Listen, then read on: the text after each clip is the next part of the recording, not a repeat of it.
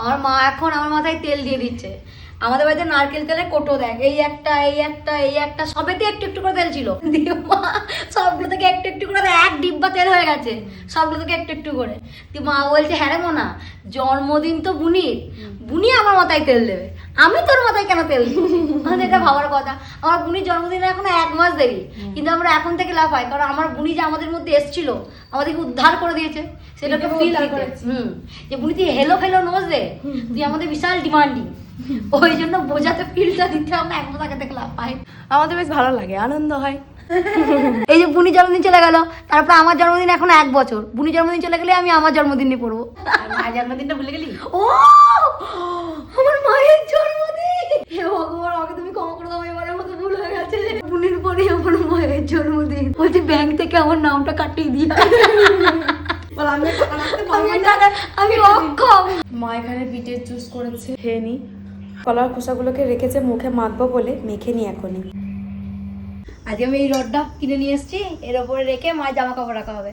আমাদের বারান্দায় একদম এর মতো থেকে ওর মতো দড়ি টাঙানো, দিয়ে জামা কাপড় রাখা হয়, মানে মায়ের শাড়ি এই সমস্ত রাখা হয়।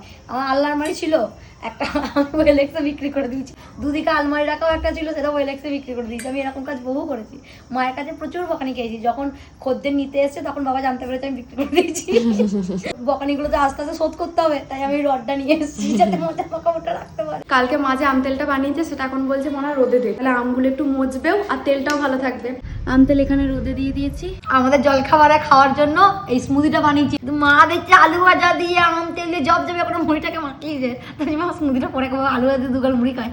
আর সদ্য নতুন টাটকা আম তেল বানিয়েছে, সেই আম তেলটা যদি আমি না খাই আম তেলটা কষ্ট পাবে, আমি আবার কাউকে কষ্ট দিতে পারি না। বাবা হাট থেকে বাজারগুলো নিয়ে এসেছে, সেই সমস্ত কিছু গোছাচ্ছে। আর এদিকে বাবা লেবু কিনে নিয়ে এসেছে, বাবাও এসেছে আর রোহনও এসেছে। রাজ লেবু পাঠিয়েছে অনেকগুলো, এতগুলো লেবু পাঠিয়েছে। আর এইদিকে বোধহয় মিষ্টি নিয়ে এসেছে, সেই আমের শরবত বানাবে, তাই তো? পেঁয়াজের তাকটা ভর্তি হয়ে গেছে, এবার এই তাকটা এখনো খালি আছে, আর ওই দুটো ভর্তি। গোলাপ জল এখন বড় কোটো থেকে ফসফসের কোটোয় ট্রান্সফার করা হচ্ছে। ইয়েস, এই কোটোয় যখন থাকে তখন সেটা গোলাপ জল, যখন আমাদের এই কোটোয় চলে আসে তখন সেটা আমাদের ফসফস হয়ে যায়। মা এখন জোয়ান ভাজছে, লেবু আর বিট নুন দিয়ে মাখিয়ে ভাজছি। আগে আমার মায়ের মুখে সবসময় জোয়ান থাকতো, মানে সবসময় জোয়ান খেত, কিন্তু এখন অনেকটা আমরা ছাড়িয়েছি। আগে মুখের জোয়ানটা শেষ হয়ে গেলে আবার জোয়ান নিতাম। মা রাত্রেবেলা অনেকবার বাথরুমে ওঠে, বাথরুমে উঠতো, মা বালিশের নিচে জোয়ানের কোটো রেখেই দিত। বাথরুম করে গিয়ে যখন আবার শুতো, মানে রাত্রেবেলা নর্মালি মানুষের 2-3 বার বাথরুম ওঠে, জোয়ানের কোটো থেকে জোয়ান ঢেলে মুখে নিয়ে আবার ঘুমিয়ে পড়তো, মানে মাথার গোড়াতে মানে জোয়ানের শিশি রাখাই থাক। আর শীতকালে হ্যাঁ, শীতকালে নাইটির পকেট ছিল, নাইটির পকেটের মধ্যে জোয়ানের কোটোটাকে ভরে রাখতো। আমরা বকতাম বলে যে আমরা যদি দেখতে পেতাম যে মা জোয়ান নিচে, মা নাইটির পকেটে ভরে রাখতো, কখন টুক করে মুখে ভরে দিত, কে দেখতে পাচ্ছে।